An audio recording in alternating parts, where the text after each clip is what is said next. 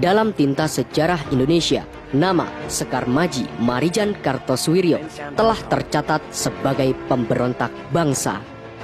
Pemberontakan yang dilakukan oleh Sekar Maji Marijan Kartosuwiryo ini, menurut beberapa peneliti sejarah, terjadi akibat ketidakpuasan Kartosuwiryo terhadap pemerintah Indonesia pada saat perjanjian Renville dengan Belanda.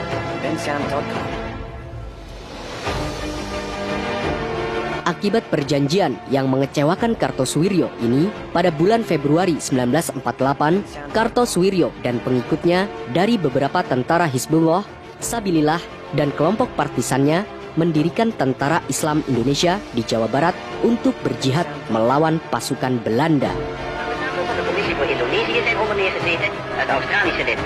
Kekecewaan Kartosuwiryo semakin bertambah ketika perjanjian Rum-Royen yang lagi-lagi justru malah merugikan bangsa Indonesia. Sikap yang diambil oleh pemerintah Republik Indonesia yang dianggapnya tidak konsisten ini membuat Kartosuwiryo kecewa dan menganggap pemerintah tidak lagi bisa amanah dalam berpolitik. Akhirnya, ia membulatkan tekadnya untuk memproklamasikan Negara Islam Indonesia atau NII.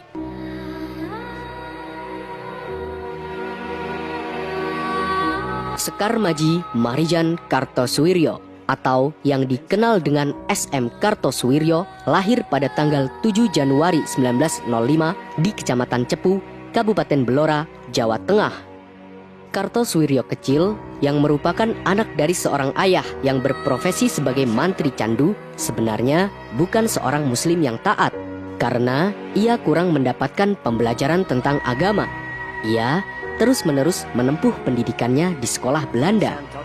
Setelah mengenyam pendidikannya di ISTK atau Inland School der Tweede Klas, 4 tahun kemudian ia melanjutkan studinya di HIS Rembang. Namun, setelah lulus dari ILS Bojonegoro pada tahun 1923, Kartosuwiryo melanjutkan studinya di NIAS atau Sekolah Kedokteran Belanda Peruntukan Pribumi yang berada di Surabaya. Disinilah Kartosuwiryo mulai terlibat dalam organisasi nasionalisme Indonesia, yakni Jong Java. Tak lama setelah bergabung dengan Jong Java, pada tahun 1925, Kartosuwiryo bergabung dengan Jong Islamited Bond yang lebih mengutamakan cita-cita keislaman. Bergabungnya Kartosuwiryo dengan Jong Java dan Jong Islamited Bond membuat ia terlibat dalam pelaksanaan Sumpah Pemuda. Namun, pada tahun 1927, Kartosuwiryo kembali ke Bojonegoro karena ia dikeluarkan dari NIAS akibat ia dituduh menjadi aktivis berhaluan sosialis dan komunis. Hal ini didapati karena Kartosuwiryo mempunyai buku-buku sosialis komunis pemberian pamannya. Dikeluarkannya Kartosuwiryo yang dituduh sebagai seorang yang berhaluan sosialis komunis ini karena pada tahun 1927 Partai Komunis Indonesia melakukan pemberontakan kepada pemerintah Hindia Belanda. Namun, dengan mudah berhasil ditumpas oleh pemerintah Hindia Belanda.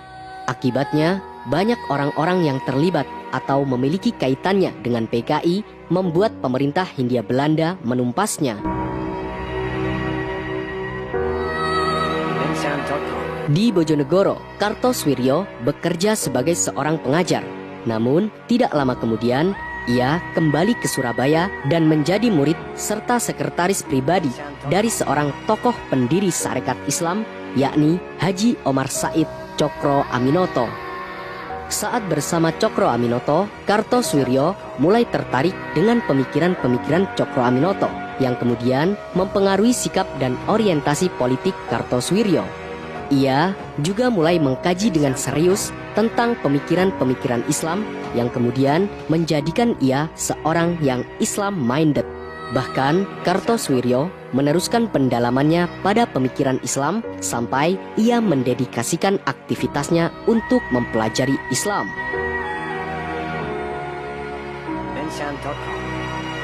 Saat berada di rumah Cokro Aminoto, Kartosuwiryo juga berjuang bersama Soekarno di Sarekat Islam.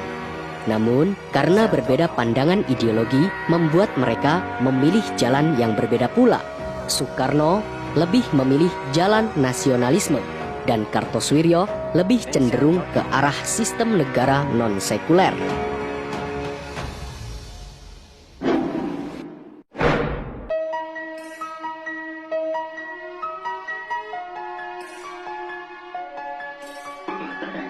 Seiring berjalannya waktu, pada bulan Desember 1927, karir politik Kartosoewirjo mulai melejit. Ketika ia berada di sebuah kongres Partai Sarekat Islam Hindi Timur atau PSIHT misalnya, ia terpilih sebagai sekretaris pada usianya yang ke-22 tahun. Kemudian, Kartosoewirjo pindah ke Jakarta karena dipindahnya kantor pusat yang mulanya berada di Surabaya ke Jakarta. Saat berada di Jakarta, pada tahun 1929, selain aktif di Partai Sarekat Islam, ia juga mulai meniti karirnya di bidang jurnalistik sebagai wartawan koran milik partai, yakni Fajar Asia. Keaktifan Kartosoewirjo dalam bidang jurnalistik juga sangat nampak. Bahkan, lambat laun, Kartosoewirjo sempat menerbitkan berbagai artikel yang isinya merupakan kritik kepada penguasa pribumi dan pejabat-pejabat kolonial Belanda. Saat ia masih menjadi sekretaris Sarekat Islam di Jakarta, Kartosoewirjo yang telah mendalami Islam dan memiliki pemikiran-pemikiran tentang Islam yang mendalam, kemudian Kartosoewirjo membulatkan tekadnya untuk mendirikan negara Islam. Cita-cita Kartosoewirjo ini tertuang dalam proposalnya tentang hijrah ketika ia menjadi wakil ketua PSII atau Partai Sarekat Islam Indonesia. Pemikiran Kartosoewirjo tentang cita-citanya membentuk negara Islam pada Kongres PSII di Bandung pada tahun 1939, gagasan Kartosoewirjo ini disetujui dan dituangkan dalam daftar usaha hijrah PSII. Kongres ini juga menyetujui Kongres PSII berikutnya yang diselenggarakan di Surabaya dan pendirian lembaga pendidikan kader yang didirikan di Malangbong dengan nama Sufah PSII. Namun, pada tahun yang sama terjadi perpecahan antara pihak PSII. Akibatnya, Kartosoewirjo bersama Kiai Haji Yusuf Tauziri dan Karman keluar dari PSII dan mendirikan Komite Pembela Kebenaran Partai Sarekat Islam Indonesia atau KPK PSII dengan tujuan mempertahankan khitoh perjuangan PSII atas dasar tafsir Al-Quran yang dipimpin oleh Kartosoewirjo. Seiring berjalannya waktu, pada bulan Januari 1940, PSII menuai berbagai tantangan yang mana lambat laun kian membuat KPK PSII bubar dengan sendirinya karena tidak mendapatkan dukungan dari kelompok mayoritas. Karena itulah, Kartosoewirjo sendiri lebih aktif dalam perumusan Undang-Undang Dasar 1945 dalam Badan Perumusan Usaha-Usaha Persiapan Kemerdekaan Indonesia atau BPUPKI. Namun, di lain sisi, walaupun Kartosoewirjo mendukung kemerdekaan Indonesia dengan kepemimpinan Soekarno, akan tetapi Kartosoewirjo masih memegang keyakinannya bahwa Indonesia akan beralih menjadi negara Islam setelah Belanda beranjak dari Nusantara.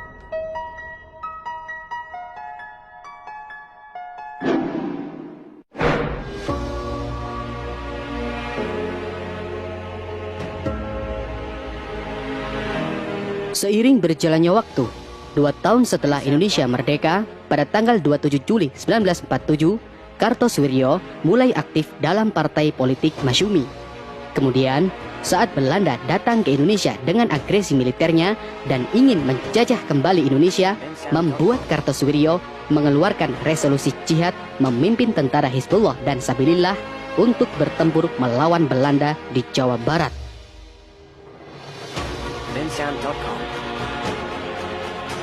Adanya agresi militer Belanda ini juga mengakibatkan bergeraknya pasukan gerilya nasionalis yang juga berjuang di Pulau Jawa.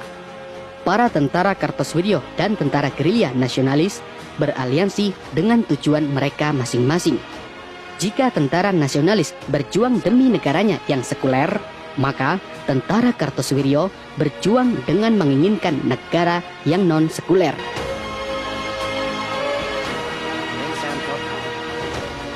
Pada bulan Januari 1948, saat terjadinya perjanjian Renville yang isinya memerintahkan pasukan Republik Indonesia untuk ditarik dari wilayah-wilayah yang sudah dikuasai Belanda, pemerintahan pusat memerintahkan kepada seluruh pasukan tentara divisi Siliwangi melakukan long march ke Jawa Tengah. Namun, justru hal itu dianggap lain oleh Kartosuwiryo. Perjanjian Renville ini sungguh sangat mengecewakan bagi Kartosuwiryo, sehingga ia menolak mematuhi isi dari perjanjian tersebut dan menolak untuk menarik kembali pasukannya keluar dari Jawa Barat. Kartosuwiryo yang tidak ikut andil dalam gencatan senjata ini merasa tidak ada lagi kewajiban untuk menuruti penjabaran perjanjian. Tidak lama kemudian, pasukan divisi Siliwangi kembali dikirim ke Jawa Barat atau Long March Siliwangi untuk merebut kembali wilayah yang sudah dikuasai oleh Belanda. Di lain sisi, sebagian besar dari wilayah Jawa Barat sudah ada di bawah kekuasaan Laskar Hizbullah dan Sabilillah.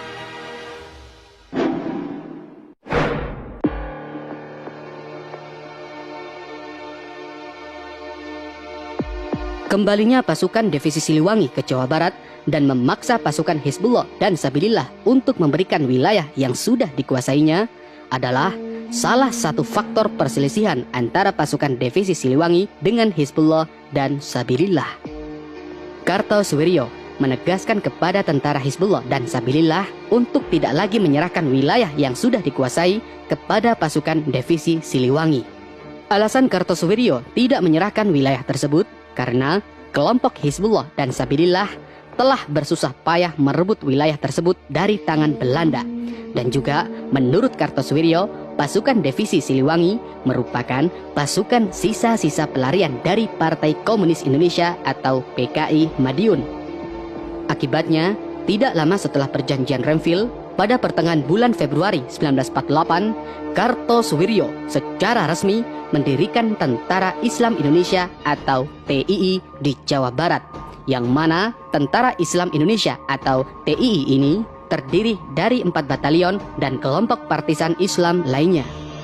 Kemudian, pada bulan Desember 1948, Kartosuwiryo menyatakan jihad kepada Tentara Islam Indonesia atau TII. Ketika para tentara gerilya kembali ke Jawa Barat, secara bertahap, pasukan TII sudah meluaskan wilayah operasinya di Jawa Barat selama ketidakhadiran tentara gerilya nasionalis. Kartosuwiryo lantas mengejek pasukan gerilya dengan pengecut dan menegaskan bahwa kelompok partisannya lah yang terus mempertahankan perjuangan bersenjata melawan Belanda selama hampir 1 tahun. Kamu masih mimpi, kamu orang Republik. Tidak berhak lagi kamu kembali ke Jawa Barat. Bertobatlah kamu kafir-kafir. Kamu telah membantu Belanda. Kamulah seharusnya yang bertobat. Dan insya Allah. Karena perselisihan di antara kedua belah pihak, akhirnya pada bulan Januari 1949, antara pasukan divisi Siliwangi dan pasukan Tentara Islam Indonesia atau TII milik Kartosuwiryo terlibat baku tembak perdana mereka.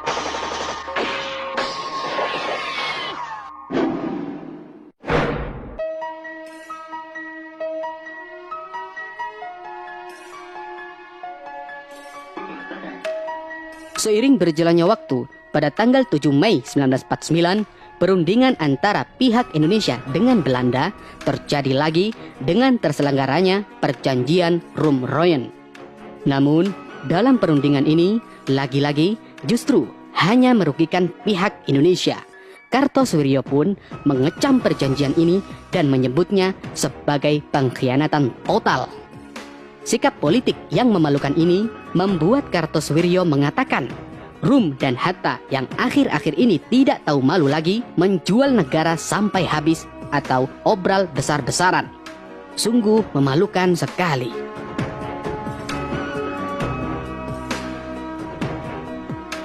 Sikap yang diambil oleh pemerintah Republik Indonesia yang dianggapnya tidak konsisten ini membuat Kartosuwiryo kecewa dan menganggap pemerintahan Soekarno-Hatta tidak lagi bisa amanah dalam berpolitik. Hal inilah yang membulatkan tekad Kartosuwiryo untuk memproklamasikan Negara Islam Indonesia atau NII.